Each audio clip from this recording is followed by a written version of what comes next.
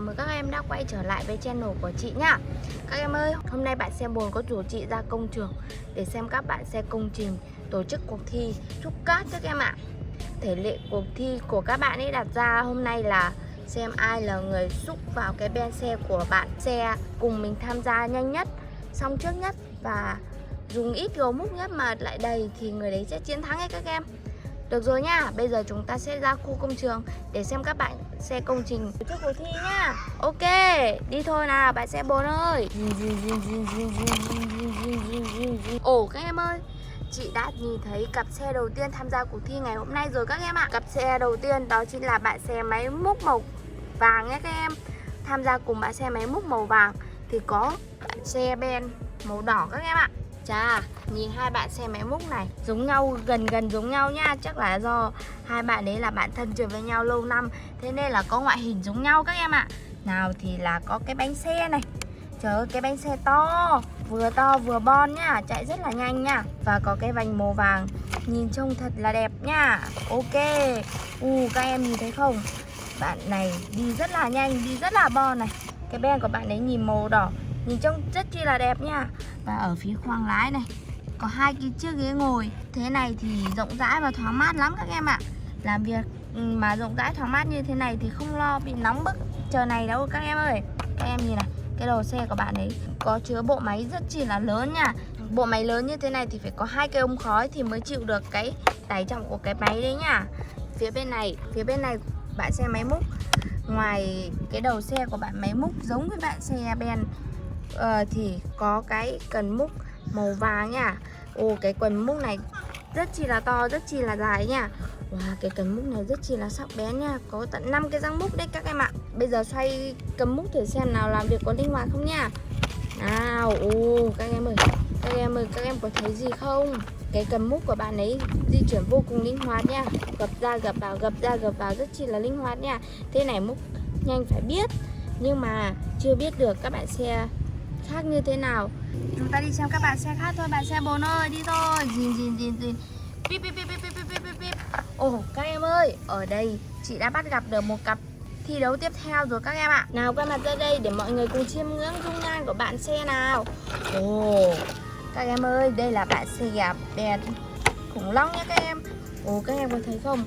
Cây ben của bạn ấy rất chi là sâu, rất chi là to nha. Cái này thì đựng được rất là nhiều đồ nhé các em. Nhìn cái đầu của bạn này. Có cái màu này rất chi là đẹp nha. Màu vành hết lên như thế này nhưng mà trông càng ngày càng bảnh trai nhỉ bạn khủng long ơi. Ở đây này, mặc dù mặt của bạn khủng long này rất chi là sắc sảo nhưng mà bạn ấy luôn luôn là tốt bụng nha. Bạn ấy rất là tốt bụng đấy các em ạ. Hay giúp đỡ các bạn xe công trình khác khi mà các bạn xe công trình khác gặp khó khăn đấy các em ạ. Nào bây giờ xem thử nào. Chiếc bánh xe của bạn ấy đi rất chi là bon nha. Bánh xe bon như thế này thì chở đồ chơi đi nhanh phải biết. Ok, nào thử xem bạn đồng hành của bạn xe ben khủng long xem nào. Bạn xe ben khủng long có cái ben màu xanh dương thì bạn xe máy xúc kết hợp cùng với bạn xe khủng long cũng màu xanh dương luôn các em ạ. Hôm nay hình như các bạn tập hợp với nhau để tham gia cuộc đua này hình như là toàn là bạn thân với nhau hay sao các em ạ. Thế thì những cái bạn thân mà kết hợp với nhau như thế này phải gọi là kết hợp rất là ăn ý. Chắc là hôm nay là một cuộc thi ngang tài ngang sức đi các em. Xem thử cái cấm múc của bạn xe máy xúc nào. Rất chỉ là sắc nha. Thế này cào đất phải biết. Sắc thế này mà. Và cái múc của bạn ấy rất chỉ là to và dài nha. Thế này thì xúc đất xúc cát với xa hay với gần đều được hết các em ạ. Vô cùng linh hoạt luôn. Ok. Rồi bạn xe bồn ơi, chúng ta đã tìm hiểu xong 2 đội xe rồi. Chúng ta sẽ đi tìm đội xe còn lại thôi, nhanh lên không có cuộc thi sắp sửa bắt đầu rồi, đi thôi.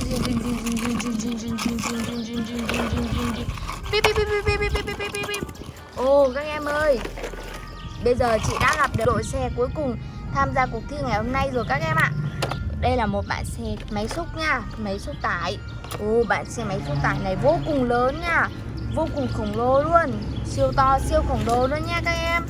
Và bạn xe này thì là màu vàng, có bánh xe vô cùng bự luôn. Nhìn này, to như thế này chắc là vì cái máy xúc này vô cùng nặng, thế nên cái bánh xe nó to như thế này thì mới đi được các em ạ. Nào, phía trước có bạn xe máy xúc này có hai cái ống khói này các em. Đấy, hai cái ống khói vô cùng to nhá.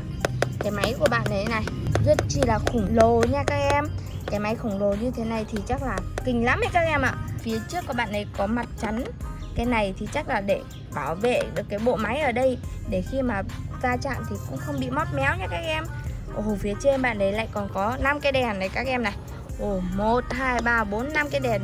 Đèn công suất lớn như thế này thì chắc đi buổi tối không sợ lạc đường đâu các em ạ. Lại còn soi sáng rồi cho các bạn xe khác nữa. Ok nha. Nào, cuối cùng là bạn xe Ben. Ồ, bạn xe Ben này các em. Bạn xe Ben với bạn xe này các em có thấy giống nhau không? Hai bạn xe này hình như là hai bạn xe thân với nhau đấy. Thế nên là ngoại hình của hai bạn này nhìn rất là giống nhau luôn. Nào thì là luôn có chữ truck. Rồi sau đó là có 5 cái đèn cũng giống nhau để soi sáng ban đêm, để đi làm việc cho nó thuận lợi đấy các em ạ. Cũng có cả ống khói ở đây nữa này các em. Hai cái ống khói này vì cái xe ô tô này có cái bộ máy rất là lớn đằng sau nha. Được rồi, cái Ben của bạn ấy còn dốc thẳng được lên luôn này các em này. Ồ, thế này thì mỗi lần đổ đất đổ cát đi thì hết luôn đi các em ạ. Không sợ sót lại ở trên Ben nữa đâu. Ok nha. Bây giờ các bạn sẽ hãy chuẩn bị vào cuộc thi thôi. Và các em ơi, bây giờ chị sẽ là trọng tài cho các bạn xe Ben và bạn xe máy xúc nha. Thử xem cặp nào xe múc vừa ít gấu múc mà lại còn đầy được Ben xe sớm nhất thì cặp đấy sẽ là chiến thắng. Nào các em cùng đếm với chị nha. Ok. Nào, xe Ben đầu tiên là cặp xe Ben của bạn xe ô tô máy xúc màu xanh dương và bạn xe Ben màu xanh dương nha các em. Ok nha. Nào, bây giờ bạn xe Ben blue lên. Rồi, ok nha. Bạn xe máy múc chuẩn bị xong chưa? 3, 2, 1, bắt đầu nào. Nào, hãy lấy gấu múc của bạn múc cát đi. Thử xem nào, bao nhiêu gấu múc của bạn thì cái Ben này sẽ đầy nha. Bây giờ mình sẽ đếm nha. Nào, 1, nào, 2, 3, 4, 5, 6, 7, 8, 9. Ok, đầy rồi các em ơi. Cặp xe đầu tiên của bạn xe Ben đã thực hiện xong cuộc thi này với thành tích là 8 cái gầu múc đã đầy được cái Ben rồi nha. Ok, các em hãy nhớ là bạn xe đầu tiên là 8 nha. Để tí nữa chúng ta cùng so sánh với các bạn xe còn lại thử xem ai là người chiến thắng nha. Ok, tiếp theo là cặp xe của bạn xe khủng long và bạn xe máy xúc màu xanh dương tiếp nào. Bạn xe Ben khủng long xong chưa? Quay cái Ben xe lại cho bạn xe máy xúc làm việc tiếp nào. Nhìn. Ok nha. Nào, bắt đầu cùng đếm nào. 1 gầu múc nào, 2 gầu múc nào, 3 gầu múc nào, 4 nào. Sắp đầy rồi, cố lên bạn xe máy xúc ơi. 5, 6,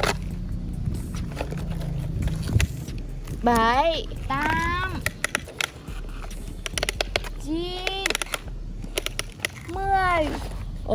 10 gấu múc thì bạn xe Ben đã đầy rồi các em ơi. Cặp xe thứ hai đã được 10 gấu múc thì mới đầy nha. Được rồi, ok nha bạn xe Ben ơi. Tiếp theo là cặp xe cuối cùng, cũng là cặp xe mà hai bạn này giống nhau nhất các em ạ. Hai bạn xe khổng lồ này không biết là bao nhiêu gấu múc thì sẽ đầy Ben nhỉ các em nhỉ. Được rồi nha, bạn xe máy xúc màu cam chuẩn bị vào cuộc thi đi nha. Ok. Nào, chuẩn bị cùng đếm với chị nào nha các em. 1 gấu múc nào, 2 gấu múc nào, 3, 4, 5. Các em ơi, đầy Ben xe rồi này. Ben xe đã được đầy rồi. Vậy chứng tỏ là bạn xe cuối cùng là bạn xe múc nhanh nhất đấy các em ạ. Múc đầy thế này thì làm việc rất chi là có hiệu quả nha. Năng suất rất là cao nha. Năng suất cao bởi vì sao nào các em có biết không? Bởi vì hai bạn này phối hợp rất chi là ăn ý, thế nên là làm việc rất là hiệu quả đấy các em. Vậy là quán quân cuộc thi hôm nay chính là hai bạn xe Ben màu xanh dương và bạn xe máy xúc màu cam đấy các em. Ok. Được rồi nha bạn xe bồn ơi. Hôm nay chị và bạn xe bồn đã tham gia được cuộc thi của các bạn xe Ben và bạn xe máy xúc nha. Được rồi. Video của chị đến đây là hết rồi. Nếu các em thích video của chị, hãy để lại cho chị một like, một subscribe và nhớ nhấn vào nút chuông thông báo để đón xem video mới nhất của chị nhé các em. Tạm biệt các em.